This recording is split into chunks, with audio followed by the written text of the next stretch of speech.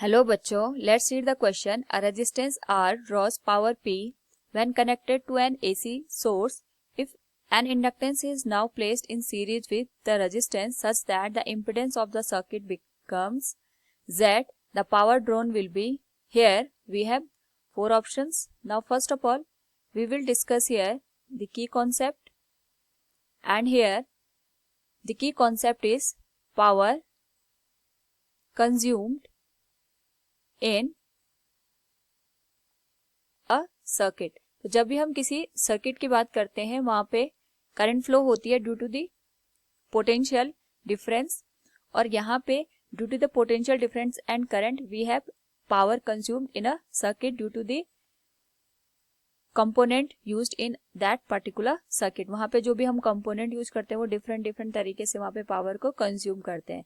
इस particular case में हमें गिवन है जो रेजिस्टेंस R है वो पावर P को ड्रॉ करता है when connected to AC source. Like this we can consider this is resistance R, और यहाँ पे हमने AC सोर्स को कनेक्ट किया है।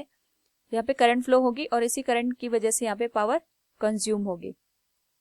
तो इस पर्टिकुलर केस में अगर हम बात करें power consumed, it will be P is equal to जो करंट है इस पर्टिकुलर केस के लिए that will become V RMS divided by R, इसका होल स्क्वायर हो जाएगा। करंट की value I square into R, और यहाँ पे जो रेजिस्टेंस हमारे पास गिवन है R उससे मल्टीप्लाई हो जाएगा।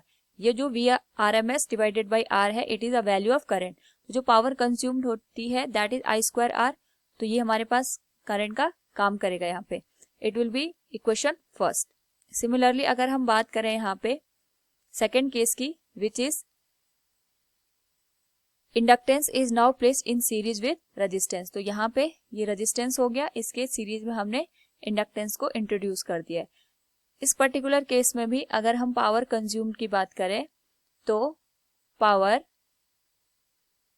Consumed will be P dash, हम इसको P डैश कंसिडर कर सकते हैं।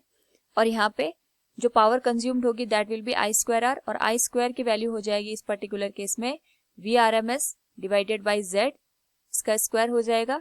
और जो पावर कंज्यूम हो रही है दैट इज अक्रॉस R, क्योंकि जो हमारे पास यहाँ पे इंडक्टर होता है वो कभी भी पावर को यहाँ पे कंज्यूम नहीं करता है, वो पावर को स्टोरेज करता है। सो जो पावर कंज्यूम्ड होगी वो रेजिस्टेंस के अक्रॉस ही होगी। So we can say it as equation second. Now अगर हम बात करें यहाँ पे फर्स्ट और सेकेंड केस की, तो we can write this equation 2 divided by equation 1। ये हो जाएगा हमारे पास P dash divided by P और V RMS divided by Z का whole square into R। P की वैल्यू हमारे पास गिवन है V RMS divided by R, इसका होल स्क्वायर इंटू R।